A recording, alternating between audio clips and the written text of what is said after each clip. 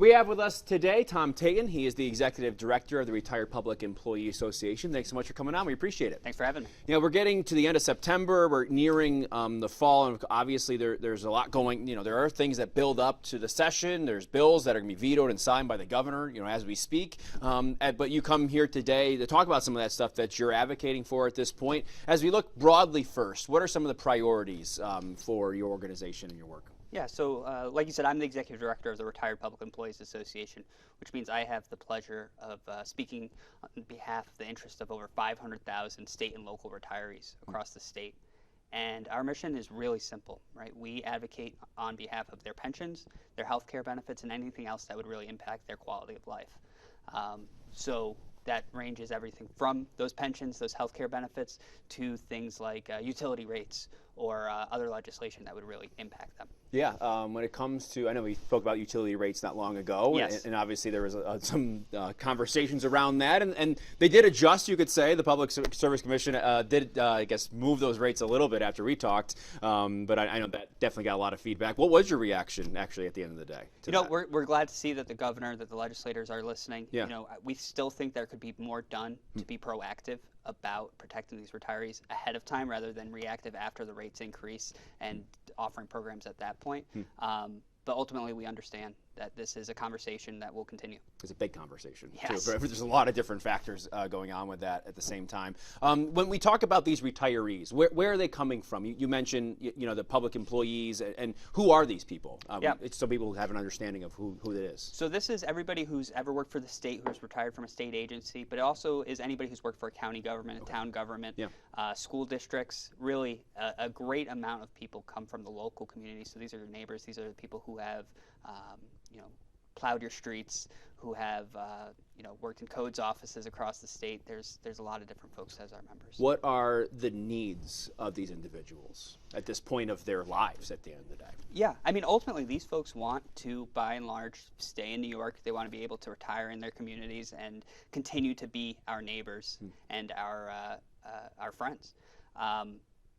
It's been a struggle with the cost of living increases here in New York especially, and that's one of our big platforms, is talking about those cost of living adjustments that pensions receive each year. Yeah, sure. And the other thing, I guess I would imagine, the challenges, you know, at bay at this point, what do you see those to be for this population of people? Is it trying to get a new job? Is it health care? You know, what kind of lanes do you see people needing some help in the most? Yeah, so I mean, our membership is extremely diverse, right? We have younger retirees, we have older retirees, so we really try to cover the full spectrum with what we're advocating on. We have some folks who are looking to re-enter the workforce, oftentimes in public service again. But we also have folks who are happy to retire and to, you know, enjoy the additional time with their families and friends. You mentioned people trying to re-enter the workforce as a public employee. I know there's a bill you're advocating for right now. Can you tell us what that is and why?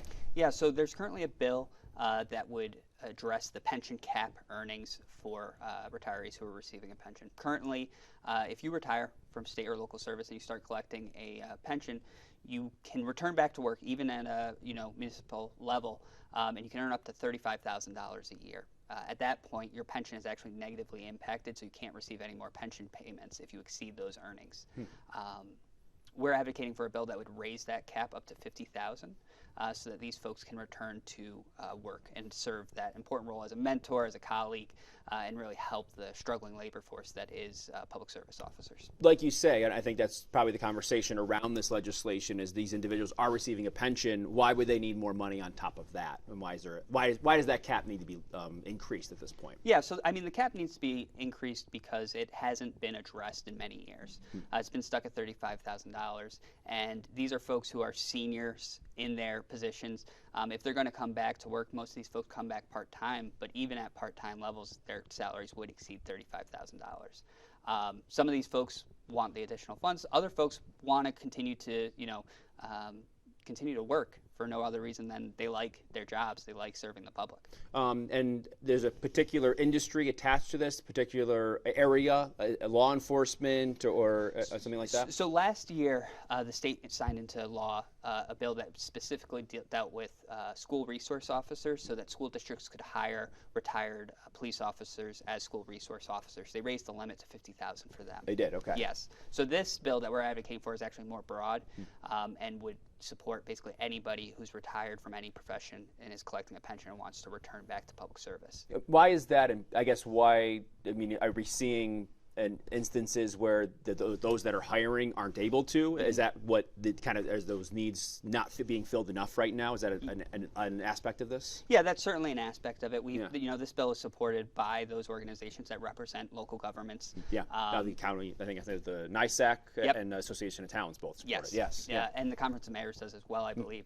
You know, so there's clearly a need for experienced labor, and our members can help fill that need. Okay. Obviously, that's one aspect of things, and that one, where stage is that in terms of your advocacy? Is that something you're going to look to ramp that up towards session, or as session goes? What's where are you at when it comes to that? Yeah, so I mean that's going to be one of our legislative priority items. Okay.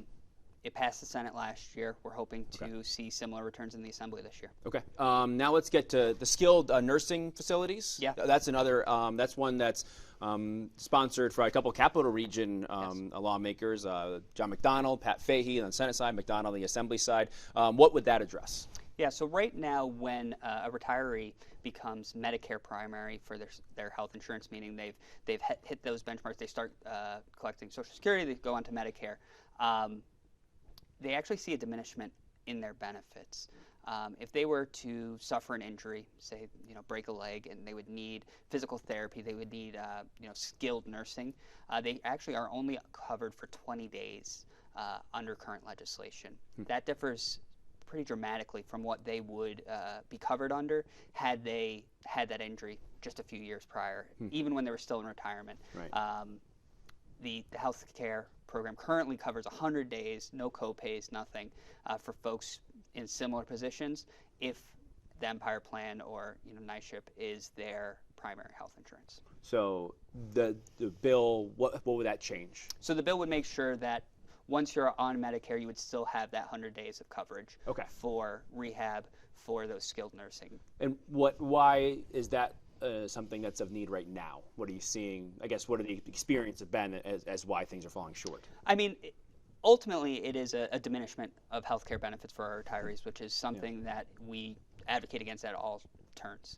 As far as why right now, it's been something that we've been advocating for a long time. There is no, there's not as if there's more use of that, but any use of it is too much when there's such a large discrepancy in the actual benefit provided to our members. Is there any, I know this is a little off, but obviously there's been so much talk about federal cuts and things of that nature. And also, you hear the governor say we need to look at ways that we can streamline what we're doing. Is there any thoughts on that from your organization's perspective of what some of these things you're advocating for could be and the outcome of that? And obviously, I'd imagine you don't want to see anything diminished, but that could be something that's on the docket potentially. I don't know.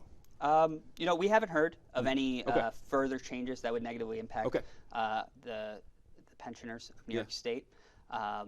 We understand that the state's in a difficult financial situation, especially with the federal government's actions and the funding levels that are coming to New York. But ultimately, my responsibility and RPA's responsibility is to our members and advocating on their behalf.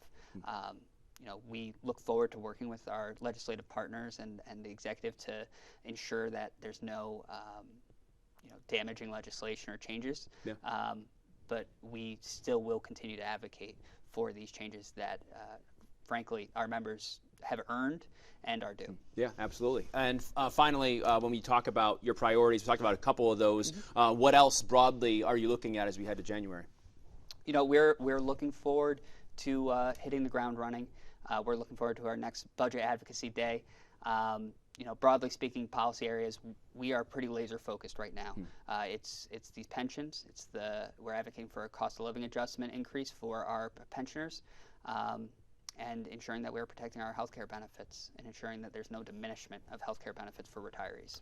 You mentioned that day when you go, what is the message? How do you convey this? Maybe not talking legislatively, but the human aspect, because sometimes that's what kind of gets through to some of these lawmakers and legislators. Yeah, I mean, when we're talking about our cost of living adjustment for pensions, for example, it's the majority of pensions are under $28,000 a year. We have, I think it's 24% are under $10,000 a year. 43% are under $20,000 a year. So when we're talking about these, 1.5% COLAs that are only applied to the first $18,000 of a pension, what that means at the end of the day is about $200 a year for most folks. And that's not enough when we're seeing inflation where it is. Our members are on extremely fixed budgets. And between the costs of utility hikes, grocery hikes, health insurance hikes, premiums increasing, it's not keeping up. And folks are put into really difficult places where they have to make tough decisions about what they want to spend their limited funds on. Is it keeping their lights on? Is it getting, a healthy meal? And that's not a place we want to be in. No one wants that to make that choice. No. So, our members live in every community. We have representation in every assembly district, every Senate district. So when we come in, and that's what we say, these are your neighbors, these are your constituents. We need to protect them. Tom Tatun, thanks so much for coming on. Appreciate it. Thank you.